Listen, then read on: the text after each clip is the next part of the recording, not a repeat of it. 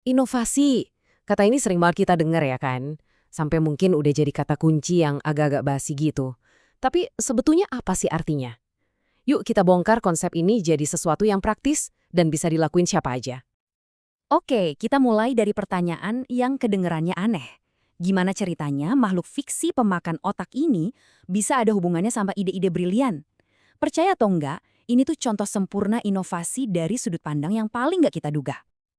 Jadi ceritanya begini, Pusat Pengendalian dan Pencegahan Penyakit atau CDC lagi pusing. Mereka punya tugas penting buat ngasih tahu masyarakat soal kesiapan bencana kayak badai atau gempa. Tapi ya ampun pesannya itu kaku dan ngebosenin banget. Siapa coba yang semangat dengerin anjuran buat nyimpan makanan kaleng? Nah, disinilah momen jeniusnya datang. Tim di CDC merhatiin ada sesuatu yang lagi hype banget waktu itu, zombie. Serial TV The Walking Dead lagi booming, dan semua orang kayak terobsesi gitu. Mereka ngelihat ada koneksi yang orang lain gak lihat. Mereka ngemas ulang pesan kesiapsiagaan yang ngebosenin itu jadi sebuah cerita yang seru. Ternyata persiapan buat ngadepin zombie, air, makanan, kotak P3K, itu ya sama persis kayak persiapan buat ngadepin badai. Simple tapi cerdas banget. Dan bagian paling gilanya apa? Seluruh kampanye ini yang jadi viral, bikin server mereka sampai crash, dan nyampe ke jutaan orang, cuma butuh biaya $87. Ini bukti kalau inovasi sejati itu bukan soal budget gede, tapi soal cara pandang yang seger. Cerita CDC tadi kan keren banget ya. Tapi jujur aja deh di dunia nyata, pas kita mau ngeluarin ide baru, rasanya tuh kayak nabrak tembok. Kenapa sih susah banget? Ternyata ada beberapa jebakan psikologis yang sering kita alamin. Yang pertama namanya efek gladiator. Anda pasti pernah ngalamin kan? Punya ide, semangat banget presentasi, baru ngomong dikit, idenya langsung dihakimi, diterima atau ditolak mentah-mentah. Duh, ini bisa langsung bikin semangat kreatif siapapun anjlok. Terus ada lagi nih, penyakit yang namanya gangguan keterlepasan merek. Jadi pas kita lihat ada ide keren dari perusahaan lain, reaksi pertama kita seringnya, itu kan cocok buat mereka, kita kan beda. Kita kayak bikin tembok sendiri yang ngehalangin kita buat belajar dari kesuksesan orang lain. Oke, cukup soal masalahnya. Sekarang kita pindah ke solusinya. Biar bisa lolos dari paradoks tadi, kita perlu definisi yang jelas soal tujuan kita. Inovasi yang sukses itu bukan cuma soal baru doang. Jadi ada 3 kriteria nih yang harus dipenuhi. Sebuah ide itu harus baru, biar bisa kelihatan beda. Tapi itu aja nggak cukup, idenya juga harus hebat. Artinya orang beneran pengen dan butuh. Dan yang paling krusial, ide itu harus andal. Soalnya ide brilian yang nggak bisa dijalanin ya cuma angan-angan aja.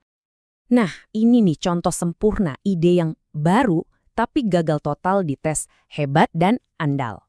Kutipan dari CEO RJ Reynolds ini, walaupun lucu, nunjukin kalau ide baru aja tuh percuma kalau nggak ada yang mau dan produknya nggak bisa diandalkan.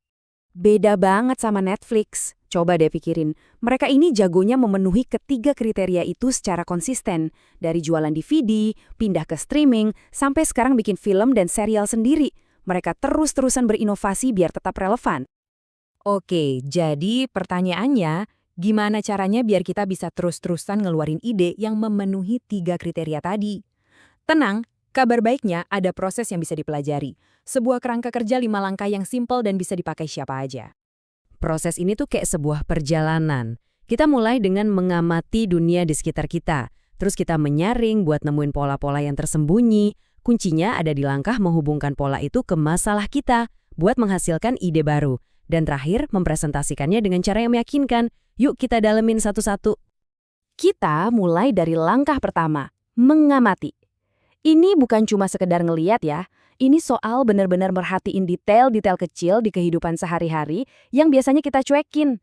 Intinya, kita ngumpulin titik-titik informasi mentah sebanyak-banyaknya. Setelah kita punya banyak titik-titik data, langkah kedua adalah menyaring.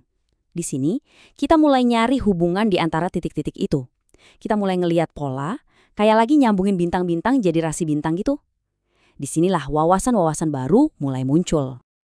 Langkah ketiga, menghubungkan. Ini nih langkah kuncinya. Istilah kerennya transplantasi merek. Maksudnya kita nggak nyontek ide dari luar, tapi kita ambil esensinya, prinsip di baliknya, dan kita cangkokin ke konteks kita sendiri. Biar kebayang kita lihat contoh nyatanya. Kenalin, ini band bakal. Kerjanya jualan properti, hobinya nonton film. Kelihatannya nggak nyambung banget kan? Nah, disinilah Ben ngelakuin transplantasi merek. Dia nonton film Hollywood dan ngambil esensinya. Cerita yang kuat, ada ketegangan, dan pengembangan karakter. Terus, esensi sinematik itu dia cangkokin langsung ke iklan propertinya. Hasilnya gila banget. Bukannya bikin iklan properti yang gitu-gitu aja, dia malah bikin drama properti pendek yang sinematik. Pendekatan ini viral dan bantu dia jual properti senilai lebih dari 2 miliar dolar. Itulah kekuatan dari menghubungkan titik-titik yang gak terduga. Terus, apa artinya ini semua buat kita? Intinya, proses ini bukan cuma buat para jenius atau CEO-CEO hebat. Ini adalah metode yang bisa dipakai sama siapapun di dalam sebuah tim atau organisasi. Pesan paling penting yang harus kita ingat adalah ini. Inovasi itu sebuah keahlian, bukan bakat dari lahir. Sama kayak belajar main gitar atau masak, ini adalah sesuatu yang bisa kita latih dan kita jadi lebih jago seiring waktu.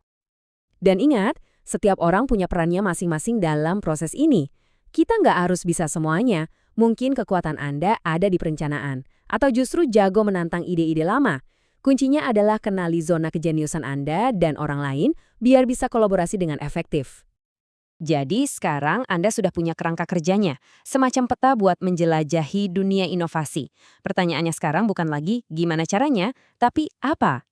Dengan proses ini di tangan Anda, hal pertama apa nih di pekerjaan atau hidup Anda yang bakal Anda coba pikirkan kembali?